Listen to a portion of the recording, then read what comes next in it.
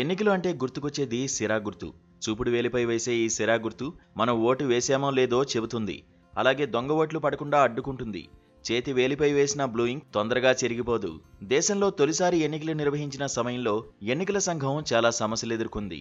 వాటిలో ముఖ్యమైనది దొంగ ఓట్లు. ఒకసారి ఓటు వేసిన వాళ్లు మళ్లీ మళ్లీ వస్తుండటంతో వాటిని ఎలా అడ్డుకోవాలో తెలియక ఎన్నికల అధికారులు తలలు పట్టుకున్నారు. ఆ తర్వాత సుదీర్ఘ మేధోమథనం తర్వాత చేతివేలిపై చెరిగిపోని సిరా గుర్తు వేయాలనే ఆలోచన వచ్చింది. అదే బ్లూ ఇంక్ పద్ధతి. దొంగ ఓట్లకు చెక్ పెట్టేందుకు తీసుకొచ్చిన ఈ బ్లూ ఇంక్ పద్ధతిని దశాబ్దాలుగా ఎలక్షన్ కమిషన్ అమలు చేస్తోంది. 1962 ఎన్నికల్లో తొలిసారిగా ఈ చెరగని సిరాను ఉపయోగించారు. సుకుమార్ సేన్ కేంద్ర ప్రధాన ఎన్నికల అధికారిగా ఉన్నప్పుడు దీన్ని తీసుకొచ్చారు. అప్పటినుంచి ప్రతి ఎన్నికల్లోనూ ఈ సిరాను వాడుతున్నారు. 2019 ఎన్నికల సమయంలో 33 కోట్ల రూపాయల ఖర్చుతో 26 లక్షల వైల్స్ను కేంద్ర ఎన్నికల సంఘం ఉపయోగించింది.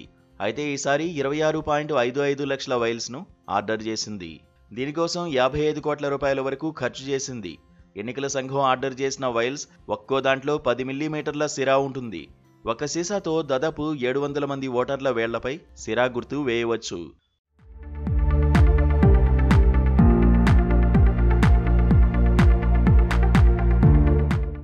ఓటు వేసిన వారి చూపుడు వేలిపై రాసే ఈ స్పెషల్ ఇంక్ను భారత ఎన్నికల సంఘం మాత్రమే తయారు చేస్తుంది.